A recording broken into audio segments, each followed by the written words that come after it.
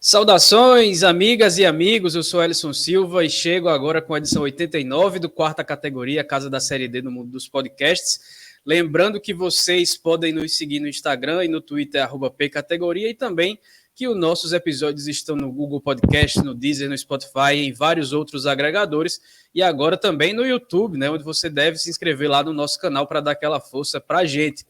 Chegamos na terceira rodada das cegas da Série D, 0 imagens, 0 transmissão oficial e também sem qualquer previsão de mudança no cenário. Já virou uma novela essa questão da transmissão das partidas da Série D do Brasileirão. Mas ainda seguimos com nossos olhos pelo Brasil e hoje contamos com as participações de Guilherme Magalhães, da Gazeta de Alagoas, e Maiara Zeviani, da CBN e da Band Maringá, que assistiram Asa e Cruzeiro de Arapiraca, e também o duelo do Paraná entre Cascavel e Maringá. E aí a situação está tão crítica, né, que sem saber o que é que acontece nas partidas, que aí 2/3 do time do quarta categoria saiu para acompanhar em loco algum jogo. Felipe Augusto recebeu Marcos Barcelos lá no Paraná, onde eles acompanharam o grande 0-0 entre São Joséense e Hercílio Luz. É uma satisfação, meus amigos, falar com vocês e meu coração está bem miudinho querendo estar aí junto dos amigos. Fala, Ellison, fala. Marcos está aqui do meu lado, já deu spoiler já.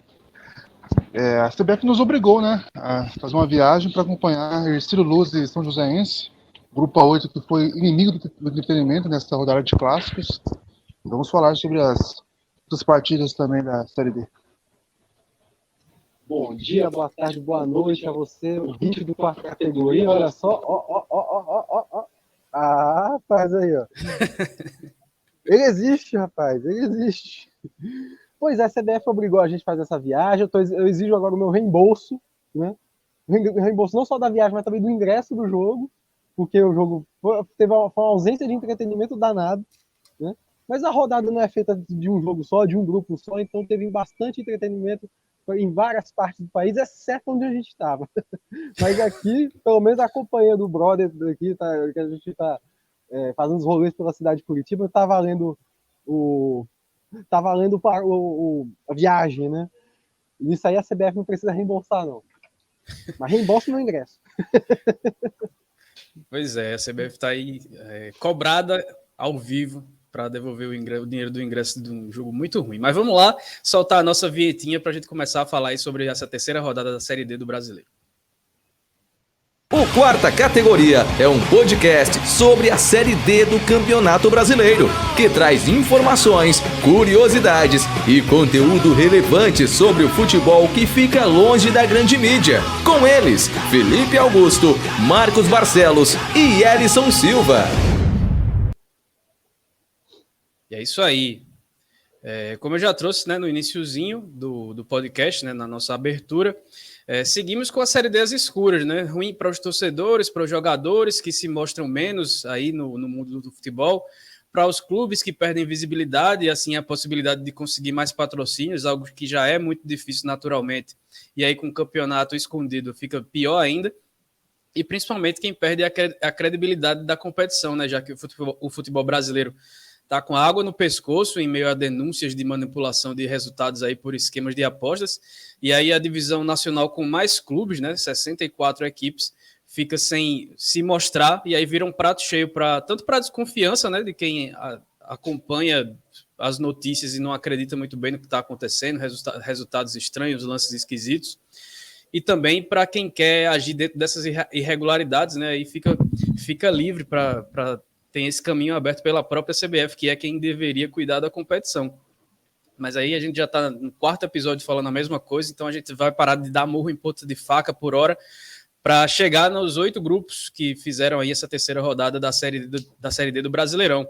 Começando pelo grupo A1, que teve Ceará, o atacante Ceará, fazendo o gol da vitória por 1-0 do Nacional do Amazonas sobre o Princesa dos Solimões, e esse duelo amazonense.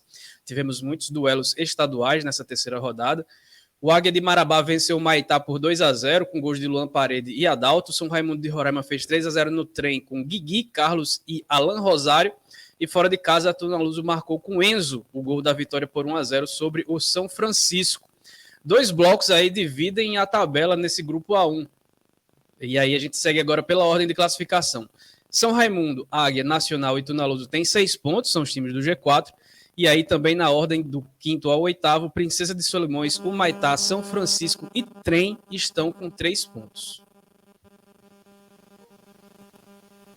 Bom, é o grupo mais simétrico, né, da competição, né?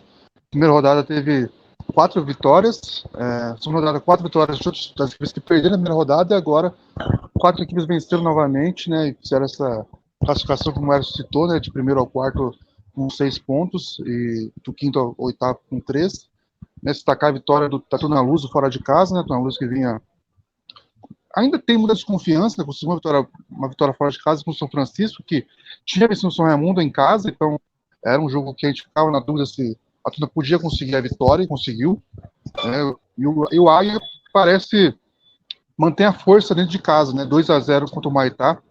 Venceu o Remo na final do Paraense, né, na primeira partida também em casa, então o Ninho ali vai ser o Zinho, na verdade, vai ser um estádio importantíssimo para o Águia de Marabá, que um clube que já teve tradição, né, em Série C, né, teve boas temporadas, passou para a Série B, e busca retomar esse trabalho, né, agora na Série B, e um dos times mais fortes, né, o time mais forte da região norte, podemos dizer assim, conseguiu fazer essa vitória e destacar também o clássico, né, o primeiro confronto regional, Internacional e Princesa, né, nós não conseguimos fazer 1-0, Princesa Tchader Baulana, que foi muito bem na última partida em casa, mas não conseguiu manter fora, e talvez essa seja uma tônica do grupo, né, das equipes conseguirem fazer os resultados em casa e fora sofrerem as derrotas. Por enquanto, nenhum empate nesse grupo, né, e algo também que demonstra aí um desequilíbrio, né, nesses confrontos fora e dentro de casa das equipes aí.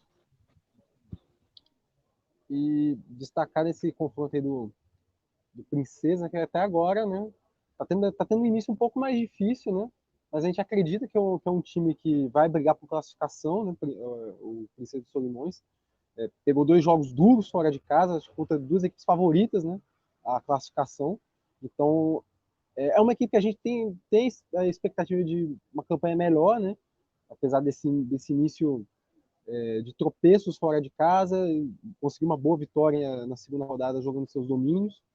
Então, tem uma expectativa aí de a gente ver algo a mais do Princesa dos Solimões na competição. Coisa que eu já fico em dúvida com relação ao São Francisco, né? Depois de uma boa estreia em casa contra o São Raimundo, que se está cada vez mais se colocando entre os favoritos da classificação, né? Bateu o Trem por 3-0. E o São Francisco... Ainda estou tentando definir estou tentando encontrar onde que vai ser o lugar do São Francisco nessa fase de grupos, né? Se vai ser em busca de uma quarta vaga, ou se não briga por essa quarta vaga, ainda está um pouco difícil de definir. A Tunaluso, que venceu o São Francisco, parece que já se qualifica essa disputa, né? De chegar forte entre os 4 primeiros, né? Não digo se vai brigar pela liderança, mas por classificação parece que a Tuna já demonstra algo diferente em relação à temporada passada, né? Que foi uma verdadeira decepção, né? E o Águia, como o Felipe falou, né, bem forte aí para a liderança da chave, e aí fica a expectativa de brigar pelo acesso lá na frente, dada a campanha que faz no estadual, né? E também pela boa campanha feita na Copa do Brasil, apesar da eliminação acachapante por Fortaleza. No grupo A2, Debu e Paulo Vitor marcaram para o Cordino, enquanto Ronald descontou para o Maranhão no duelo maranhense, que terminou em 2-1 para o time de Barra da Corda. A gente ficou devendo aí essa informação da cidade do Cordino no programa passado, no episódio passado. Fora de casa, o duelo cearense entre Atlético Cearense e Caucaia terminou com 3-1. Gols de Davi Torres, Digão e Diego para o Atlético Cearense, enquanto a Raposa Metropolitana descontou com Casim. Na chave também teve duelo piauiense. O Parnaíba fez 2-1 no Fluminense. George e Índio marcaram os gols da vitória, enquanto o Vaqueiro descontou com Matheus. O Ferroviário segue com 100% de aproveitamento depois da vitória por 1-0 sobre o Tocantins. O gol foi de Abner, ou Abigol, como é o Instagram do atacante da equipe do Ferroviário. O Tubarão é o líder da chave com 9 pontos, depois vem Parnaíba o Parnaíba com 7, Atlético Cearense com 5, Cordino com 4, esses times aí estão no G4, Na sequência aparecem Maranhão e Caucaia com 2. Tocantinópolis e Fluminense do Piauí só somaram 1 ponto cada um. Justamente Tocantinópolis e Fluminense, que a gente esperava algo a mais, né? Justamente acho que foi o título estadual do ano retrasado, né, do Fluminense.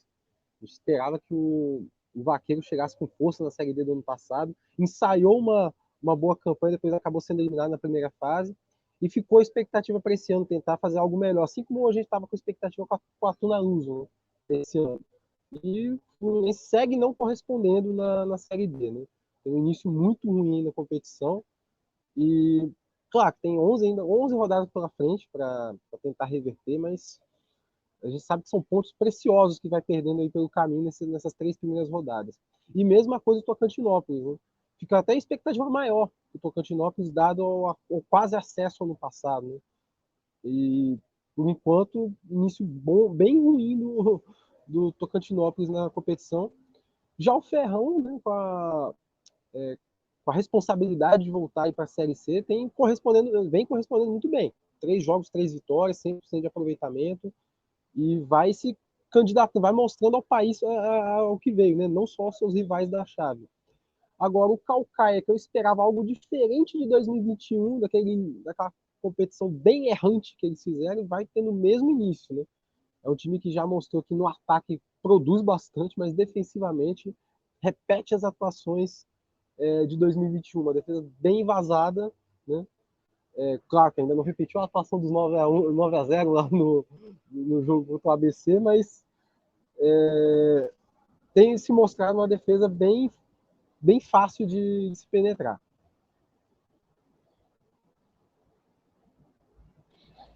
O grupo A2, né, são 2 grupos aí que tem 4 equipes sem vitórias, né, que é o caso aí do grupo A2, do 5º ao 8º, aí sem conseguir alguma vitória. O Maranhão com o início parece muito com as campanhas anteriores do Sergipe, né, um time que vinha como campeão estadual, mas que vem capengando aí na competição, e o Maranhão é assim, né, venceu dentro de casa, mas perdeu as 2 fora, e agora perdeu um confronto regional com o Cordino. Talvez seja aquela questão que a gente citou nas vezes anteriores que aconteceram isso, né, de haver um equilíbrio daí quando se enfrenta equipes do mesmo estado, e talvez isso tenha acontecido agora em Cordino e Maranhão, mas o fato é que o Maranhão não consegue repetir a boa sequência que vinha no estadual. O Atlético Cearense parece que nasceu para jogar a Série D, né, porque quando a gente pensa que não vai dar certo, o time consegue fazer uma boa campanha, pelo menos nesse início, venceu fora de casa o Caucaia. O Ferroviário vai confirmando o que a gente esperava, né, de ser o favorito ao grupo, um dos favoritos ao acesso também, pelo menos na região Nordeste. Então começa muito bem aí, com 9 pontos, né, um dos 2 que mantiveram aí o 100% de aproveitamento. E o Parnaíba também, esse grupo foi cheio de confrontos regionais, né, e o Parnaíba conseguiu fazer valer a sua força dentro de casa, como fez com o Tocantinópolis, agora venceu aí o Fluminense, e segue bem na competição, né? E o Tocantinópolis é uma decepção, né? Pela campanha do ano passado que fez. O elenco caiu em relação ao que era, mas assim mesmo a gente esperava que fosse uma campanha melhor, né? E, claro, são 3 rodadas, mas por enquanto não tem um prognóstico muito bom para a equipe lá de Tocantins. O Grupo A3 teve alguns confrontos aí importantes, começando pelo duelo cearense. O Iguatu teve o primeiro gol de Zé Love, mas ele não foi suficiente para impedir a vitória do Pacajus por 2-1 fora de casa. Os gols do Cacique foram de Guto e de Vinícius. Kel Baiano marcou o gol da vitória por 1-0 do Nacional de Pato sobre o Souza, que quebrou um tabu de 14 anos do Canário sem vencer o Dinossauro aqui no Clássico do Sertão da Paraíba. 0-0 foi o placar de Potiguar e Globo no confronto do Rio Grande do Norte, resultado aí que derrubou o técnico Júnior Câmara, lá do time de Mossoró, e também que marcou o primeiro ponto do Globo no campeonato, que deve ser uma coisa rara de acontecer. E aí, por fim, em uma partida com muita polêmica dentro de campo, o Santa Cruz fez 1-0 no Campinense, com gol de Ítalo Melo, para mais de 30 mil pessoas no Arruda, uma coisa impressionante. E aí fica tudo embolado na parte de cima da tabela, porque Souza, Nacional e Santa Cruz têm 6 pontos, estão aí divididos na primeira posição, só que aí, nessa ordem, Souza, Nacional e Santa Cruz ficam de primeiro a terceiro pelos critérios de desempate, e o Campinense com 4 pontos fecha o G4. Quem também tem 4 pontos é o Pacajus e Potiguar. O Iguatu tem 3 pontos e o Globo só tem 1 ponto. E aí falar aqui rapidamente sobre esse confronto aqui do Sertão da Paraíba. Uma vitória apertada do Nacional de Patos, jogando em casa, muita gente também no José Cavalcante.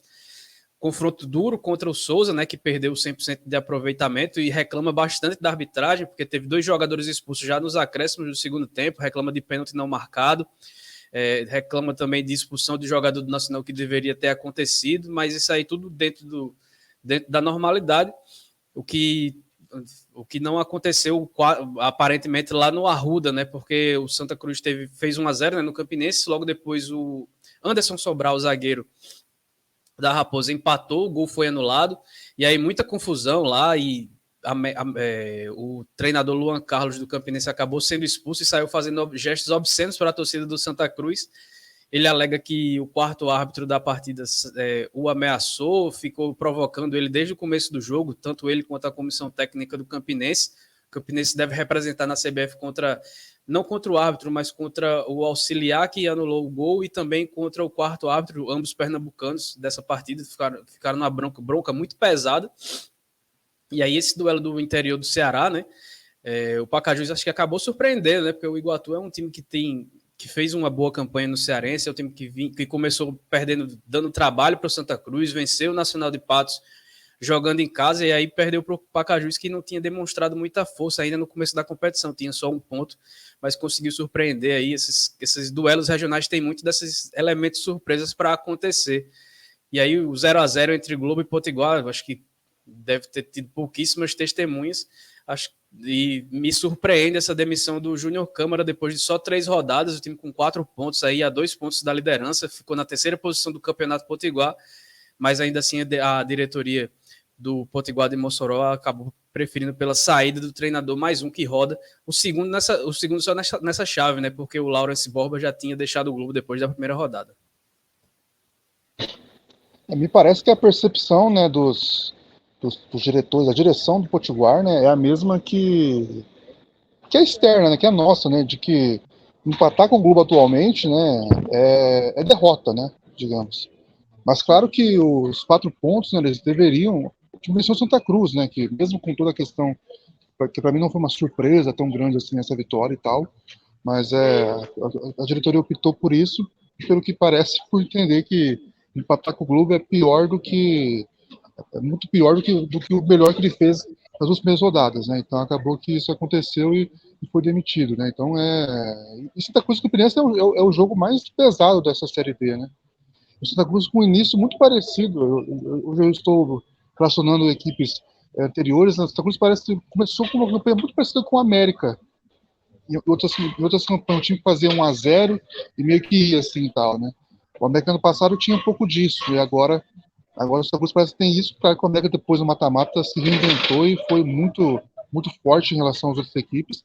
Mas o Santa Cruz consegue, vai fazendo valer o mando de campo aí, pelo menos, e fazendo de 1-0 em 1-0 vai conseguir chegar à próxima fase, pelo que parece, apesar dessa crítica e essa precisão de melhora em relação aos jogos fora de casa, que pode acontecer caso o Santa Cruz permaneça com esse pensamento de que é só chegar no campo adversário e vencer, né? Então foi um jogo aí, um bom teste para a equipe dentro de casa, agora fazer valer a tal força da camisa que não é que é uma ladainha, mas tem que fazer valer dentro de campo, no caso, para conseguir fazer uma boa campanha nessa Série D, porque ano que vem não tem competição caso não suba para a Série C. Bom, comentar rapidamente sobre os 4 jogos, né? Para mim foi uma surpresa até o Pacajus ter vencido fora de casa o Iguatu, né? Um resultado bem expressivo nesse confronto estadual. Passando por confronto entre paraibanos, é sempre uma alegria descobrir jogadores aí que tiveram passagem no futebol do Espírito Santo e decidindo partidas, né? Teve aí o confronto entre Kel Baiano e Carlos Vitor, melhor porque o Baiano fez o gol da vitória, que o Baiano jogou no Real Noroeste há umas 2 temporadas atrás, né? Ele participou da campanha do título estadual de 2021, o primeiro do Real Noroeste, inclusive. Sobre o confronto entre Globo e Potiguar, me parece assim que quem sai na pior nesse resultado não era nem para ser o Potiguar, é o Santa Cruz, né? Que está lamentando esse resultado. Né? Porque o Potiguar foi uma equipe que derrotou o Santinha na segunda rodada, um jogo que o Santa Cruz poderia muito bem ter vencido, né? Saiu na frente, acabou tomando a virada lá fora de casa em Mossoró. E o Globo, né? De todos os times achavam que poderiam arrancar pontos do Potiguar, foi justamente o Globo que conseguiu, apesar de estar jogando em casa, né? E assim, é um resultado que para o Santa Cruz é de se lamentar. E me parece, no confronto aí, falando em Santa Cruz, me parece que assim, o Luan Carlos, ele poderia baixar um pouco a bola. Ele é um ótimo treinador, um dos treinadores mais promissores aí do futebol brasileiro, né? Já esteve treinando time de Série B do brasileiro já, né? Ele tem um potencial, mas ele parece muito esquentado. Isso já desde a Série D de 2020, que eu já venho acompanhando o trabalho dele, né?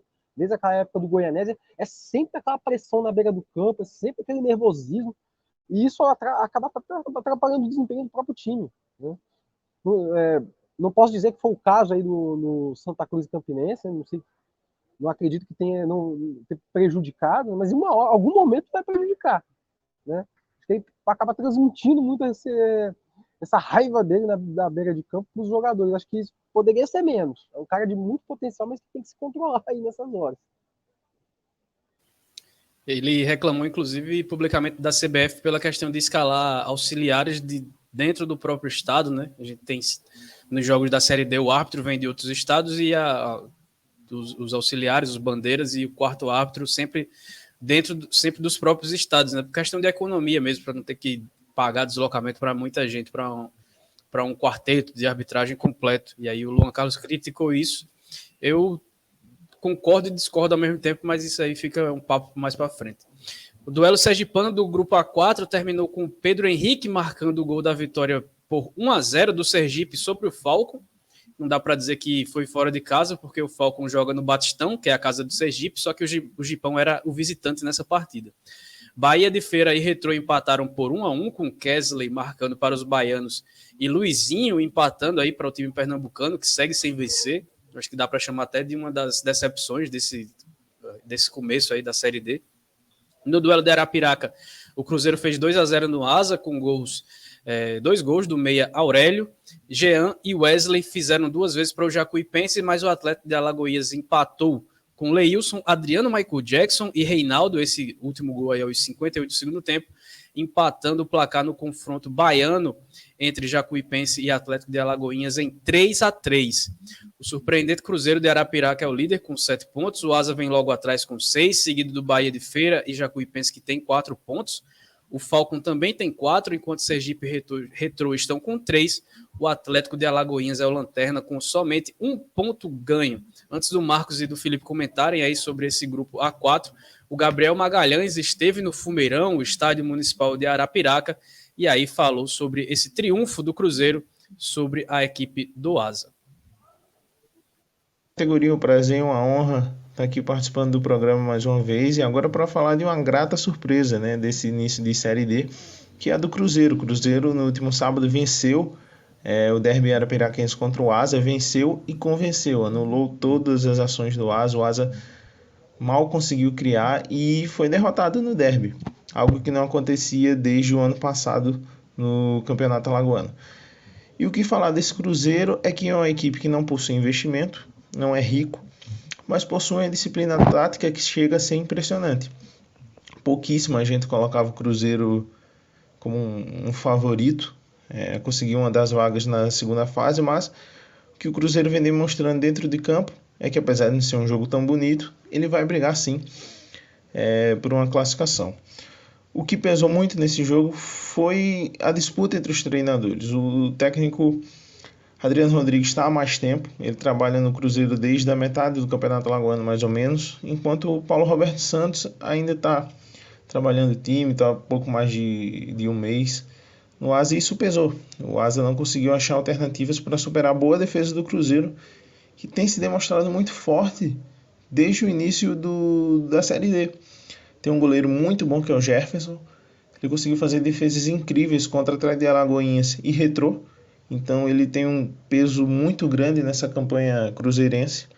O miolo de zaga também, com o Veracruz, que já está no Cruzeiro desde o início de temporada, e o Alex, que veio do Muricy, que terminou o Campeonato Alagoano em terceiro neste ano. E essa campanha do Cruzeiro é muito mais do que uma surpresa, porque é um time que não tem vaga garantida para o ano que vem e demonstra que pode brigar sim. Não fez uma partida boa contra o Tadeu Alagoinhas, isso é verdade, na primeira rodada, mas foi um alerta para o técnico Adriano Rodrigues mudar a equipe. Então, o Cruzeiro venceu e ele mudou para enfrentar o Retrô. Ele não tem vergonha de adaptar a sua equipe, que é sim uma equipe mais defensiva. Então, essa deve ser a tônica do Cruzeiro para o restante da Série D. Foi assim contra o Retrô, foi assim contra o Asa e deverá ser assim pelo resto do campeonato. Então, hoje, o Cruzeiro é uma equipe muito bem montada, tem grandes jogadores. Celestino e Colina fazem a volância, e fora o Aurélio, que é um meia que se destacou muito no Campeonato Alagoano e voltou a ser titular desde a partida contra o Retrô. E o Cruzeiro hoje é sim um candidato à classificação para a segunda fase. O futuro a Deus pertence, mata-mata, a gente sabe que é outra história, mas esse Cruzeiro com certeza ainda vai incomodar muito nesse grupo 4. Valeu, galera, um abraço. Valeu, Gabriel, né? Eu que errei aqui o nome do rapaz, mas valeu.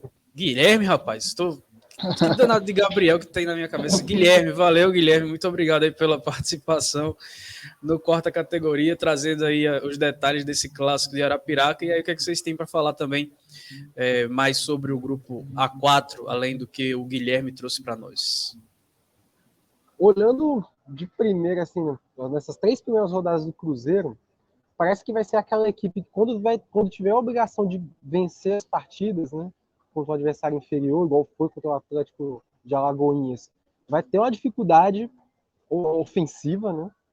Tanto que venceu apertado, apenas 1-0, né?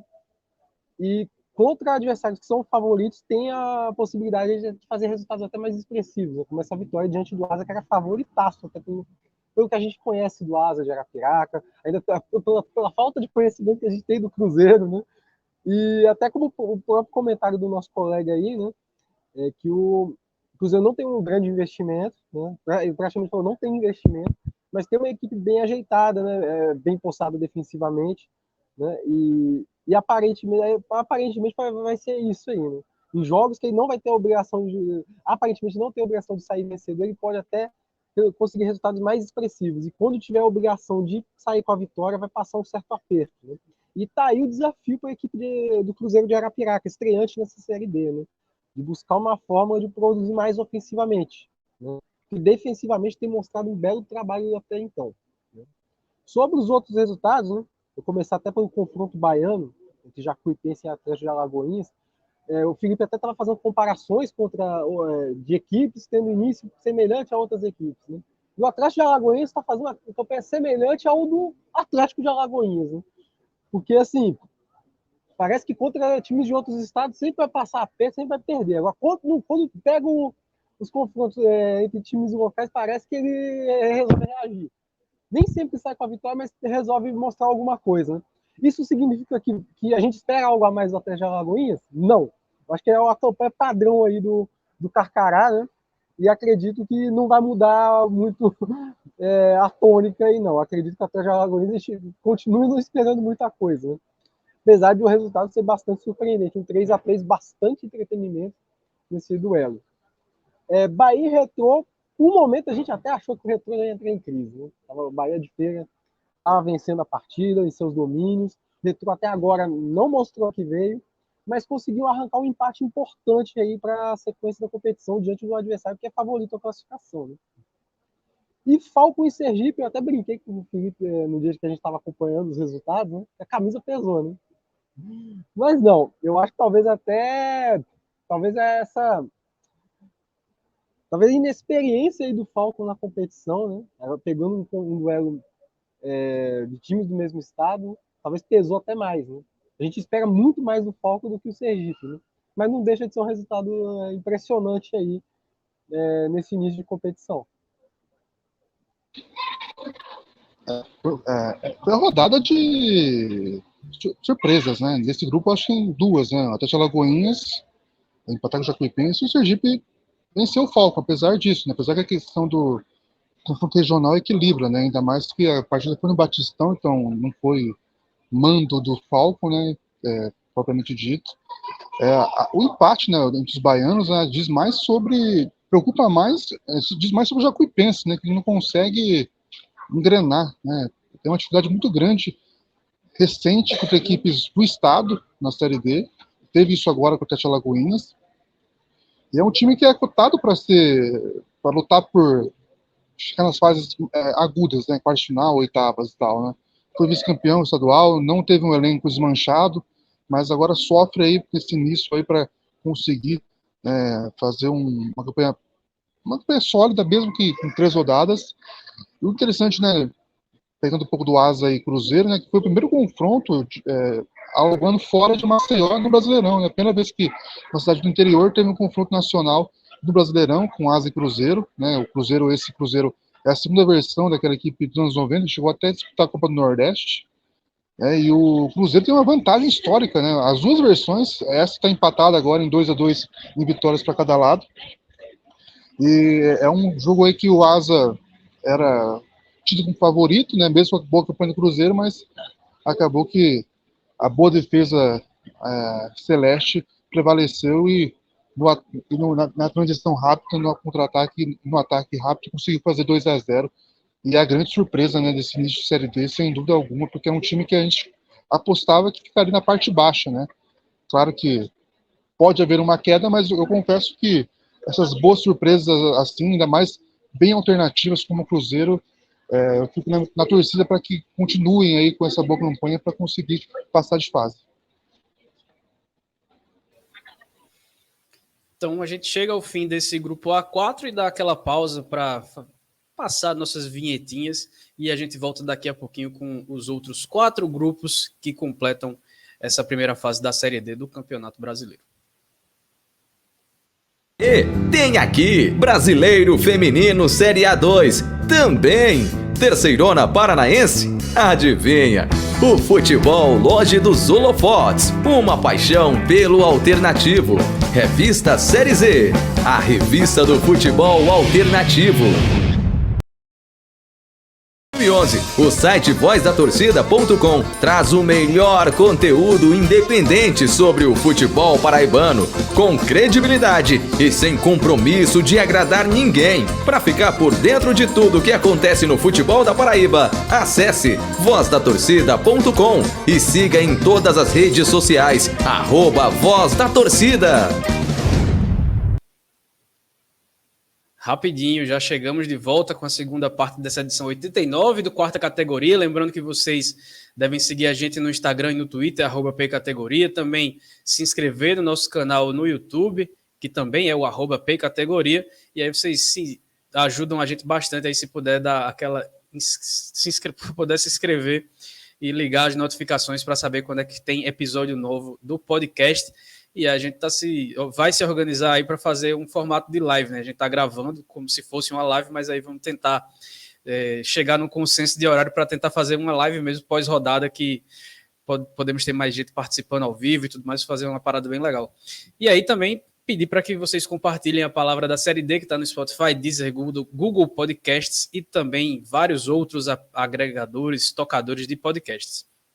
A gente volta com o nosso giro por essa terceira rodada da 4ª Divisão Nacional e chegamos no grupo A5, que teve o triunfo do Ceilândia por 3-0 sobre o Real Ariquemes. Cleiton, Romarinho e Marcelo balançaram as redes aí para o time do Distrito Federal. O Interporto, que perdeu na rodada passada por 8-1 para o Iporá, essa partida virou até caso de polícia. Agora o Interporto venceu o Brasiliense por 1-0 com gols de Luiz Bahia, no que certamente foi o resultado mais inesperado aí de toda essa terceira rodada. Hudson e Jackson garantiram a vitória por 2-0 do União Rondonópolis sobre o Operário no confronto aí entre os times do Mato Grosso, e Rafa marcou o gol da vitória do Anápolis sobre o Iporá por 1-0. Ceilândia, União Rondonópolis e Anápolis têm 7 pontos, enquanto o Brasiliense fecha esse G4 aí com 4 pontos, grupo já bem separado. Depois vem Iporá com 3, assim como o Operário e Interporto, e o Real Ariquemes é o único que ainda não pontuou na chave. É, acho que o bom de ter um vídeo agora, né, é ver os nossos rostos, né? Quando você fala algum resultado que é muito surpreendente. Esse Interporto e Brasiliense, eu vou até confessar, assim, que a gente fez uma capa prévia, né, para o episódio. E a capa deu certo, muito certo, porque a cara do Hernani, do Brasiliense, é a cara do que ele deve ter ficado no jogo do Porto, né? E acabou que veio essa vitória por 1-0, gol de pênalti lá no Porto Nacional. Resultado surpreendente depois de tudo que aconteceu, do 8-1, de toda a questão do boletim de ocorrência que o presidente do clube entrou, né, para investigar a suposta manipulação de resultados. E acabou que teve essa reviravolta, né, com essa vitória por 1-0. E aí agora o Brasiliense vai ter que juntar os cacos, porque está numa crise, né? Mesmo com a bom início que teve, é aquele resultado que não poderia acontecer, mas aconteceu. Né? E agora o Real Ariquemes, que é o Lanterna, né? A gente falava, né, que esse grupo talvez tinham. Talvez não, tem 3 equipes aí que vão lutar por essas vagas, essas posições menores, né? Real Ariquemes e Porá. E o Interporto, agora o Interporto tem essa vantagem para cima do Real Ariquemes. Claro que o que interessa mais é passar de fase, então o Anápolis conseguiu fazer valer um mano de campo, não teve, claro que foi 1-0, não teve uma dificuldade, mas conseguiu aí prevalecer a força, né, em relação ao Iporá. E o União, mesma coisa, né? Venceu 2-0 o Operário que vem sofrendo com o União recentemente no estadual, né, com perda de vagas na final. Conseguiu fazer 2-0 e o Ceilândia, como você tem do Real Games, vitória tranquila por 3-0. E o Brasiliense é o grande personagem negativo, né, dessa rodada. Se o Cruzeiro é o personagem, é o clube que mais surpreendeu positivamente, né? Teve o melhor resultado dessa rodada. O Brasiliense teve a pior, com certeza, porque não era esperado. O time que sempre entra com um discurso, pelo menos, de brigar pelo acesso, tem uma folha salarial gigante para padrão na Série D, mas não consegue engrenar e parece que essa inércia vai continuar, e se nada mudar lá pelas bandas da Boca do Jacaré. Você falou agora do Cruzeiro, né? Eu lembrei daquela frase, né? Quando o trabalho é bem feito, a inveja é pesada, né? Então deve estar assim pelo lado de Arapiraca. Mas agora falando do grupo A5, né? É como diz o Bezerra da Silva, né? Quando os homens da lei grampeiam, o couro come toda hora, né? O BO motivando aí o Interporto a jogar bola, né? E o que é curioso, que a gente esperava, por exemplo, do futebol tocantinense, esperava que o Tocantinópolis seria o time a levar o estado para frente. Hoje o Interporto é a melhor campanha que o Tocantinópolis na competição. Bastou um resultado. E assim, é um resultado que diz muito sobre o brasiliense, né? Talvez esse seja o pior início de competição do Jacaré aí na Série D nos últimos anos, né? Mas assim, não surpreende, assim, de certa forma, é aquilo que a gente vem falando do clube da Capital Federal, né? É um clube que vem sempre com esse discurso de brigar pelo acesso e tudo mais, mas não passa confiança, ao longo da competição não passa essa confiança de que vai brigar, e até várias vezes batendo na trave, até com adversários supostamente inferiores, né? E mais uma vez aí provando a que veio, né? Eu digo e repito aqui, pode até ser que lá na frente eu cale minha boca, mas não espero muita coisa, não espero nada assim do Brasiliense para a Série D. Né? Eu acho que já estamos cansados aí de ver o Brasiliense arrumando nada na competição, tendo orçamento de time de Série B. Sobre os outros jogos, o Ceilândia parece que vai ser aquele time que, quando for pegar os pobres diabos do grupo, vai pegar para cacetar de uma vez, né? Acho que é isso que a gente esperava num brasiliense, né? O Ceilândia vem fazendo, né? Essa demonstração de força. Vem da outra equipe do Distrito Federal, que é o Ceilândia, vem fazer uma campanha muito boa nesse início. Esperamos que mantenha esse ritmo, né? Ao contrário da temporada passada. União Vitória, que não surpreende, apesar de sempre haver esse equilíbrio no confronto estadual, mas União vem com mais força do que o Operário, já demonstrou isso nas primeiras rodadas, e acredito que é uma vitória que não, como eu falei, não surpreende, então o União vem pela classificação. E no outro confronto, o Iporá, mais uma derrota do Iporá, assim, também não surpreende, né? A gente sabe que aquele 8-1 contra o Interporto é o ponto fora da curva, né? Não é algo que vai acontecer a todo momento. Ponto fora da curva, para mim, é o Interporto ganhar do Brasiliense. Né? Enfim. Agora a gente chega no grupo A6, que teve João Vaz fazendo o gol da vitória do Santo André sobre o Nova Iguaçu em pleno Laranjão. No confronto de Capixabas, o Vitória bateu o Real Noroeste por 2-0. João Moura e Maicon balançaram as redes aí para o time da capital do Espírito Santo. Tivemos muito gols no duelo Fluminense. A Portuguesa venceu o Resende por 3-2 no Luso Brasileiro, com gols de Marcelo Toscano, Anderson Rosa e Wellington, enquanto Igor Bolt fez os 2 gols aí do clube que é satélite do Lyon, que é o Resende. O último jogo de toda a terceira rodada foi na noite de segunda-feira, quando o Democrata venceu o Atlético por 1-0 no confronto mineiro aí dessa chave. A Lusa Carioca lidera o grupo A6 com 100% de aproveitamento e 9 pontos. Em seguida vem Democrata e Santo André com 7, Vitória com 4. Fora do G4 estão o Atlético e Real Noroeste com 3, Resende com 1 e o Nova Iguaçu que encontra-se zerado. Bom, vou começar falando do Nova Iguaçu e Santo André. Acho que assim, resultado que não surpreende, já vou passar até rápido esse aí. Né? Nova Iguaçu não vem para brigar por nada nessa competição. E o Santo André, acho até que ficou pouco, né, 1-0. Acho que isso demonstra muito que já foi comentado sobre a equipe paulista, né, que a equipe tem dificuldade a criar situações. Né? Então parece que vai ser sempre a equipe que vai ganhar apertado toda vez que for jogar. Vai fazer jogar aquele resultado básico, né?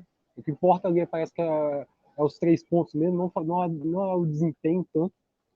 Parece um início semelhante ao do América de Natal. Né? Tem 1-0 apertado e vambora. Né? Portuguesa e Resende, eu achei que a Portuguesa passou um sufoco desnecessário.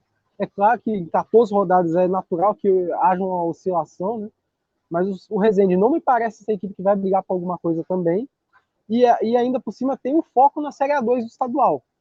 É o grande desejo da equipe do Resende é voltar a disputar o Cariocão, né? Primeira divisão do Cariocão. E assim, a Portuguesa se complicou num jogo que poderia ter sido mais tranquilo, mas aí o que importa nesse momento é os 3 pontos também para a Portuguesa. Né? Democrata e Atlético não me surpreendeu essa vitória, mas bota a pulga atrás da orelha com relação ao Atlético, aquele início, né? Aquela vitória logo na primeira rodada contra o Nova Iguaçu, né? Já bota um pouco em xeque esse resultado. E também a forma como perdeu para a Portuguesa em casa, tendo um resultado na mão pela maior parte do tempo, e de repente você tomar uma virada no final da partida, então já bota a pulga atrás da orelha de uma equipe que vinha com um orçamento pesadíssimo para a competição e tá tendo um início bastante errante aí, né? O Democrata, apesar de, como eu falei, não surpreende, mas também precisa ver um pouco mais, então acho que assim, o confronto contra o Vitória vai ser assim, crucial. Né? Vamos ver como é que essa equipe se desempenha fora de casa contra uma equipe que vem para brigar por algo. Né? E com relação ao confronto dos Capixabas, assim, eu fico muito feliz pelo Ney Barreto, né, que está apresentando essa vitória. Eu até estava comentando com o Felipe que nas redes sociais ele fez um textão lá falando sobre o desempenho da equipe nesses 2 primeiros jogos, que tinha agradado a ele, né, mas o resultado não estava vindo. Ele falou que o Vitória foi superior contra a Resende, foi superior contra o Santo André, mas infelizmente para ele os 3 pontos não vieram. E dessa vez num duelo tenso, né, lá em Águia Branca, a gente sabe que jogar é sempre muito difícil. Né, e o Vitória dessa vez conseguiu os 3 pontos, né, com gols de João Moura e também do Maicon, né, o lateral esquerdo que veio aí, já estreando com gol, né, e dando esse alívio aí para o professor Ney Barreto, né, que a gente sabe que é a sua primeira experiência em competição nacional, é uma experiência importante para ele, né? Pela primeira vez ele está tendo essa visibilidade, o trabalho dele está tendo essa exposição, né, nacionalmente falando, e são 3 pontos a se comemorar bastante pelo lado do Alvianil, que vai ter agora esse duelo contra o Democrata, e a gente vai ter uma noção de como que vem essas 2 equipes para a competição. Passando rápido por Santo André e Democrata, né, 2 equipes aí que vem vencendo com dificuldades, mas melhor do que empatar ou perder, né, vencer com dificuldade, e é isso que vem fazendo as 2 equipes aí na competição para poder, né, chegar bem na segunda fase, né. A gente fala muito que a Série D tem essa questão, né, de que se você tem a chance de ampliar o placar, você precisa fazer isso, ainda mais no mata-mata, que as duas equipes se credenciam aí para chegar e tal. Então são duas equipes que precisam, que a defesa parece, pelo que parece, estão boas, né? A gente até no off aqui discutiu se essa campanha democrata ela é real, digamos, ou ela vai ter mudanças em relação ao que vai, as 11 rodadas que ainda teremos pela frente. E a Portuguesa tem uma coisa interessante, né? Um time que fez 10 gols, né? Um ataque muito bom, muito produtivo, mas tomou 5, né? É a segunda pior defesa, só perde pela Noroeste e tem mais 2 com 5 gols tomados. Então essa é uma questão que vai ter que ser melhorada aí pelo time ainda em relação ao que pode acontecer daqui para frente, né? A Portuguesa tem um time muito experiente, o Marcelo Toscano fez gol, né, nessa rodada, tem o Pedro Botelho, que já foi pauta várias vezes de conversas nossas aqui em Curitiba, ainda mais que o Pedro Botelho jogou aqui em Curitiba, no Atlético, então é um ponto aí que chamou a atenção nossa, e eu sou prova viva de que o neísmo está impregnado em Marcos Barcelos. Não, eu estou barretizado. Eu até comento que o nível Série D eu sou politizado e no nível estadual é barretizado. Mas agora que o Ney Barreto está na Série D, virou uma concorrência forte aí com o Fernando Tonê, a idolatria. É o Ney Barreto aí. Quem sabe um substituto do Fernando Tonê aí quando ele assumir a seleção brasileira e a gente larga ele aqui no mundo alternativo. A terceira rodada teve confronto paranaense no grupo A7. Cascavel recebeu o Maringá e o jogo acabou empatado por 1-1. Gama marcou para os donos da casa, enquanto o Rodrigo, já no fim do segundo tempo, deixou o placar igual. E nossos olhos estiveram por lá. A Maiara Zeviani foi ao Estádio Olímpico e contou para a gente o que viu nesse duelo regional lá do Paraná. Seja bem-vinda, Maiara. Fala, galera do quarta categoria, aqui quem fala é Maiara Zeviani de Maringá, e nesse final de semana o time aqui da casa foi até Cascavel enfrentar a Serpente em uma rodada válida pela Série D do Campeonato Brasileiro. A partida foi morna, com os dois times se desafiando, já que não tinham nenhuma vitória ainda no campeonato. O Cascavel com um empate e uma derrota, e o Maringá Futebol Clube com 2 empates. Então, mesmo com um ataque mais ofensivo, quem abriu o placar do jogo foi o Cascavel aos 13 minutos do primeiro tempo, com um gol de Gama de fora da área, um chutaço, golaço, sem chance para o goleiro Demison defender. E no segundo tempo, mesmo com algumas alterações, o técnico Jorge Castilho tentou ali manter um bom time e buscar o resultado, que só saiu mesmo aos 41 minutos do segundo tempo, com um gol de Pelezinho, numa cobrança feita pela direita. O ex-jogador do Cascavel abriu mais uma vez o placar ali para o time de Maringá e fez valer a lei do ex, né? Com esse resultado, o Maringá Futebol Clube chegou ao terceiro empate seguido na competição e soma agora 3 pontos. Ele está na 5ª colocação do grupo e o Cascavel não está numa posição muito confortável, viu? Continua na lanterna e tem pouquíssimas chances de passar para a próxima fase. O próximo jogo do Maringá Futebol Clube acontece aqui no estádio Willie Davis contra o Operário de Campo Grande, do Mato Grosso do Sul, que é o 6º na classificação com apenas 2 pontos. Essas foram as informações a respeito do jogo do Maringá Futebol Clube contra o Cascavel neste final de semana. Maiara Zeviani, abração, quarta categoria.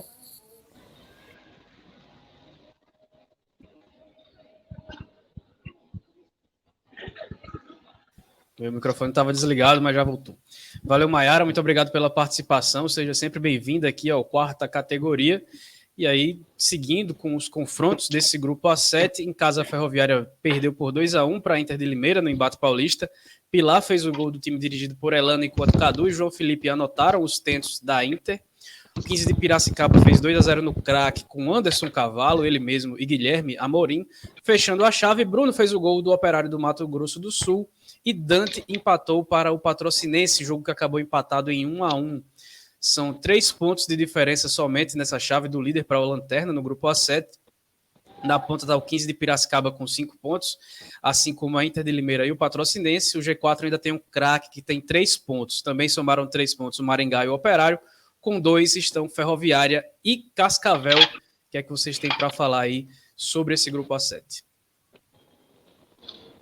Maringá e Cascavel era um jogo que a gente apostava que poderia ser os líderes, né, da chave, mas as equipes chegam aí com campanhas bem irregulares, né, sim, sempre com adendo que são 3 rodadas, né, então, mas assim mesmo a gente esperava, ainda mais que o Cascavel perdeu para o Craque na estreia, e o Craque depois disso não conseguiu manter o futebol que apresentou contra o Cascavel fora de casa, inclusive, né, e o Maringá tem 3 empates, né, aquela conta que a gente sempre faz de é melhor uma vitória do que 3 empates, né? E acaba que o Maringá tem sofrido aí com essa questão. E o Maringá não conseguiu ainda sair à frente do placar, né? Foi assim contra o 15 de Piracicaba, que tomou 1-0 e empatou, 0-0 contra a Ferroviária, então não teve essa questão. E agora contra o Cascavel a mesma coisa, né? O Cascavel que tinha feito isso contra a Inter de Limeira, né? Tinha saído atrás e conseguiu empatar no finalzinho, e agora o Maringá conseguiu aí fazer essa vingança, entre aspas, contra o Cascavel, né? E o 15 de Piracicaba que teve 2 empates, conseguiu uma vitória e já é o líder, né? É uma chave que deve ter essa tônica, né? Essas trocas de posições bem regulares, assim, em relação às outras chaves, né? Porque realmente parece que vai ser uma briga muito grande para ver quem vai ficar fora, né? E quem vai ficar dentro. Não deve ter um distanciamento tão grande entre o primeiro e o oitavo, como a gente vê em outras partidas. Parece que, não que tecnicamente isso seja positivo nesse caso, porque, pelo que parece, ainda as equipes estão bem abaixo do que podem mostrar, né? Principalmente as 2 paranaenses, que são as mais cotadas aí para conquistar a vaga na próxima fase, né? E a Ferroviária continua, né, no seu ano aí, no seu ano não, né? Nos seus 12 meses aí de martírio, né? Uma série D ruim no passado, rebaixado no Paulistão, e agora um começo bem ruim aí da equipe do Chico Bala, que nem Chico Bala conseguiu salvar a Ferroviária nesse início de série D. Bom, pelo que a gente tem visto das equipes paulistas nessas pressas, não parece, talvez seja um ano que o estado não empolga tanto, né? Ano passado a gente tinha o São Bernardo ali como salvador do futebol paulista ali, né? Mas dentro também de um contexto que as outras 3 equipes paulistas também não empolgavam. Esse ano não me parece que tenha essa equipe que empolgue, que leve alguma esperança de algum acesso para o futebol paulista esse ano. Pode ser até que aconteça, acho que é natural que cheguem forte, mas ainda não dá para apontar um destaque ainda. Dá para apontar um destaque negativo, como o Felipe falou, da Ferroviária. Parece que dentro desse contexto que ainda não empolgaram, a Ferroviária está ainda numa partida bem abaixo, né?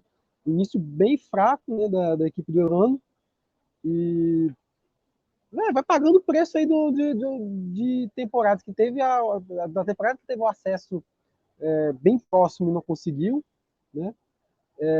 De investimentos pesados para não conseguir o resultado dentro de campo, daquele ano que a Ferroviária chegou muito forte na primeira fase e caiu na fase seguinte para um time que tinha mais de 10 desfalques por Covid, né? Que como o Marcílio diz, né? Então vai pagando esse preço aí por temporadas errantes, e a conta está chegando agora, né? Com 12 meses aí de martírio para a Ferroviária, para a equipe grená. De resto, o Cascavel acho que é um pouco apocalíptico também. A colega Maiara falou que parece que vai ficando muito difícil aí de se reverter a situação. Não, ainda tem 11 rodadas, né? Mas, de fato, o Cascavel mostra o futebol bem abaixo, bem aquém do que a gente espera da equipe paranaense, né? O Maringá ainda espera alguma coisa, mas também está tendo esse início bem ruim. E eu acho que tudo que eu vou falar agora é reflexo do que é o Grupo A7 nas últimas temporadas. É um grupo bem zicado, para se dizer a verdade. Só não tão zicado quanto as vossas senhorias, né, que chegaram aí no sul do país. Vocês chegaram para acompanhar o grupo A8 em loco, e a gente teve uma unidade de gol em toda a terceira rodada.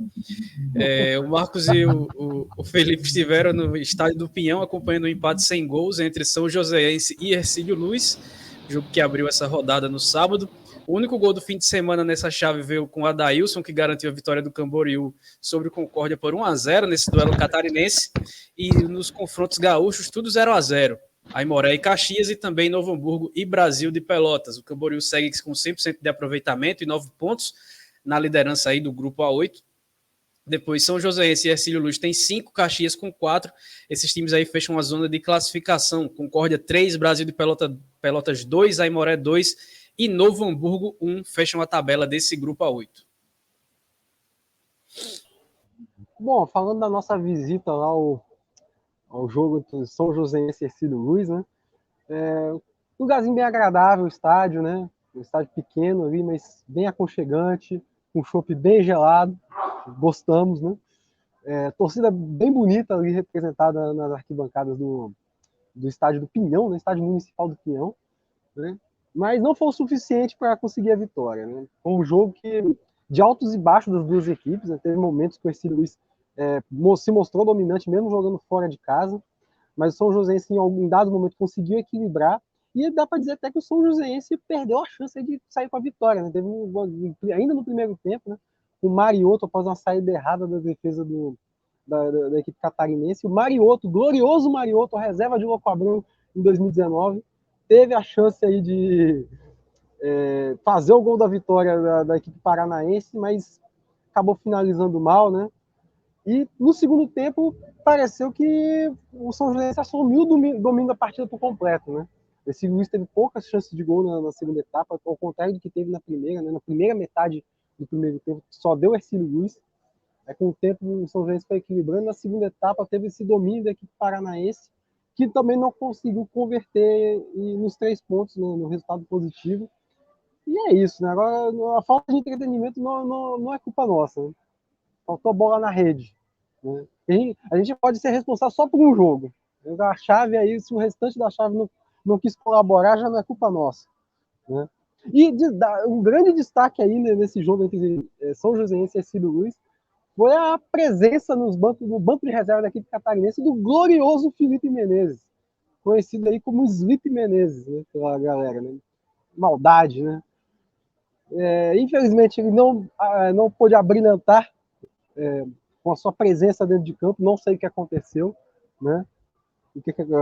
Para ele não ser relacionado, fica aí um fato lamentável dessa partida. E com relação ao restante dos jogos, né?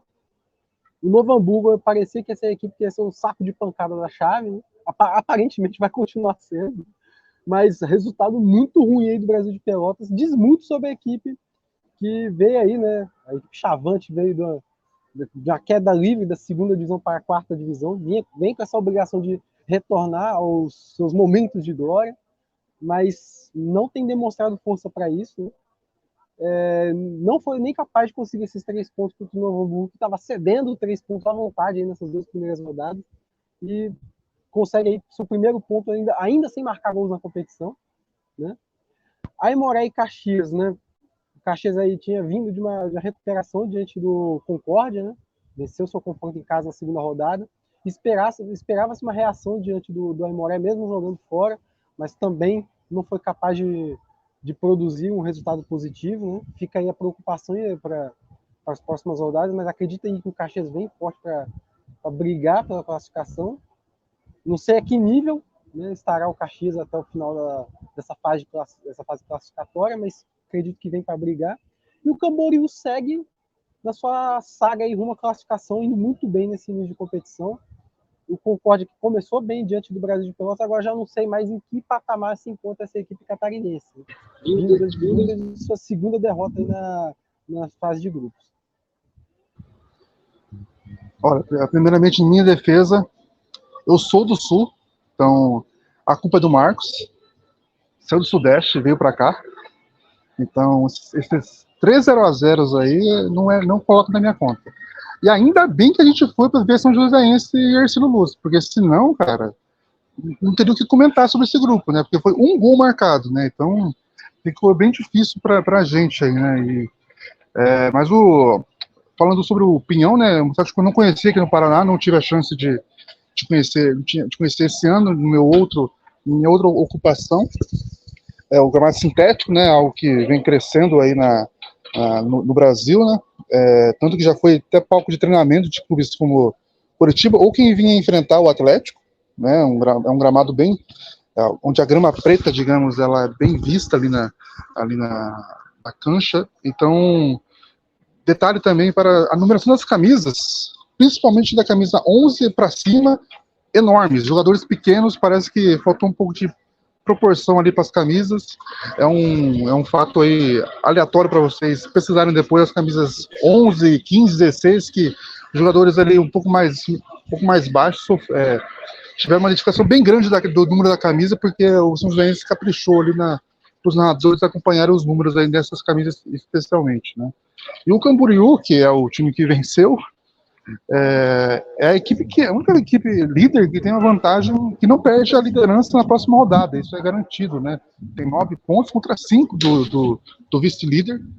E o Camboriú, com isso, que vai demonstrando que a queda do Catarinense realmente foi um ponto fora da curva, né? E a equipe aí conseguiu, tanto que vários jogadores do Camboriú no estadual que foram rebaixados conseguiram vagas em times Série C e Série B.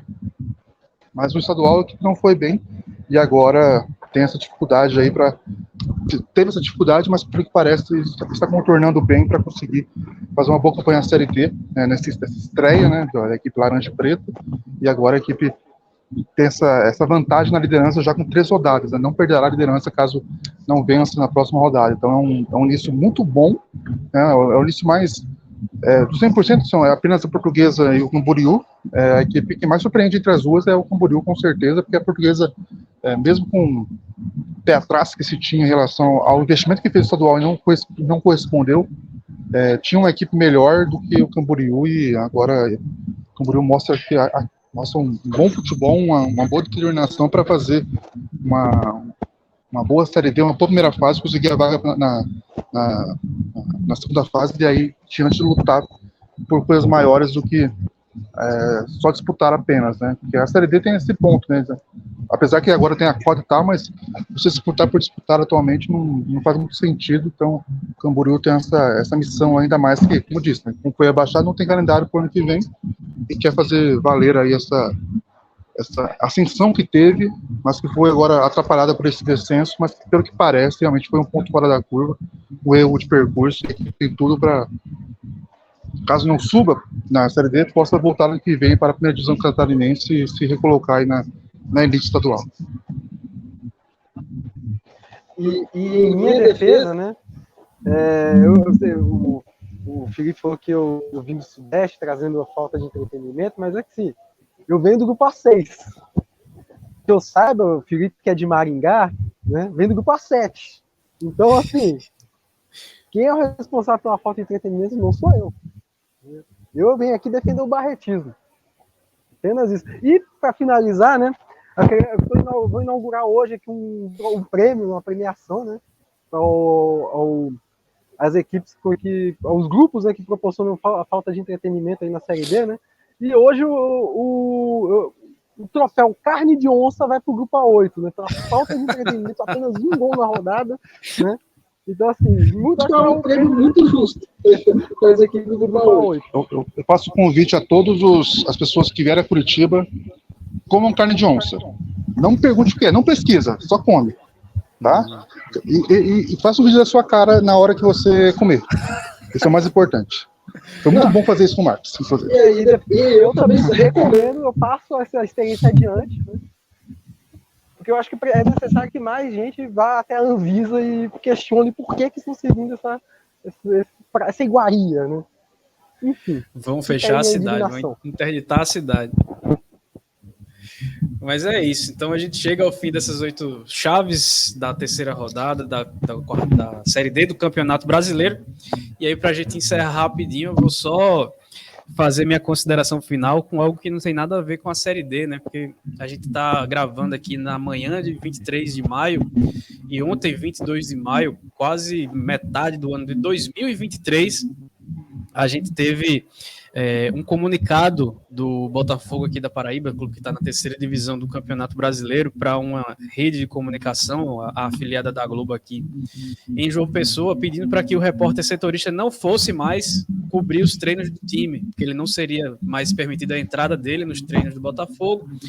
Esse repórter, por exemplo, o nome dele é Fábio Hermano, muito bom repórter, inclusive, uma pessoa séria, trabalha de maneira muito correta, e ele foi ameaçado e quase agredido na semifinal do Paraibano em João Pessoa, quando o Botafogo venceu o Souza por 1-0.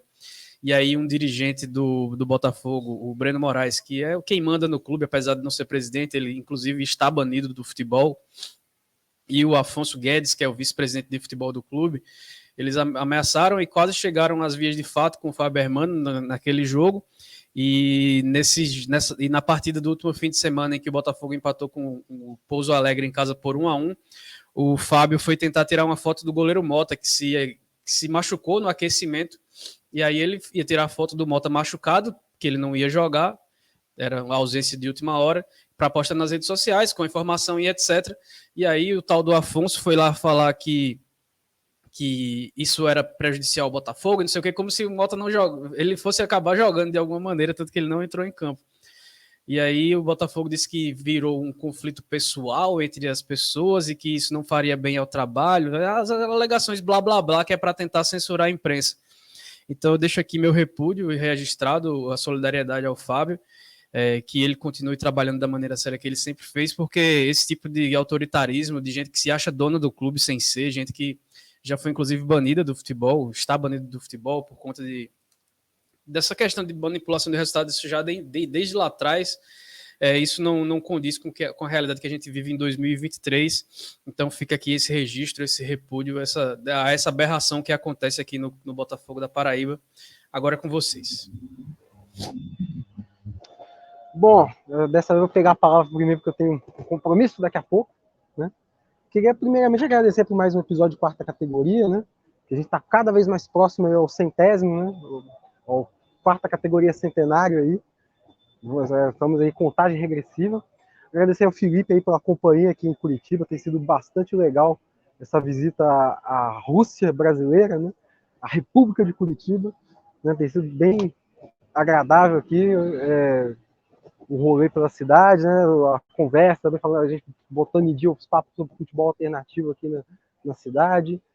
Enfim, e fica meu repúdio, na verdade, agora saindo do ambiente totalmente alternativo, fica meu repúdio ao que está acontecendo lá na La Liga, né, aquele absurdo que tem rolado lá na Espanha, né, o Vinícius Júnior sofrendo mais um, né, é incrível como é sempre com ele, né, é como que um atleta preto e brasileiro incomoda, né, em terras espanholas, né? E assim, eu espero que, sei lá, a FIFA, a UEFA faça alguma coisa a respeito, né? Punam a La Liga de alguma forma, né? Porque é muito fácil botar a faixa lá escrito Say No to Racism, né? Racism, e não fazer nada, né? E sempre vai ficar nessa. Então, assim, fica a minha indignação bem rapidinho aí para já me liberar do compromisso, até pedir licença para sair da live, e passo agora a bola para o Felipe. Um abraço a todos aí que acompanham a quarta categoria e até a próxima.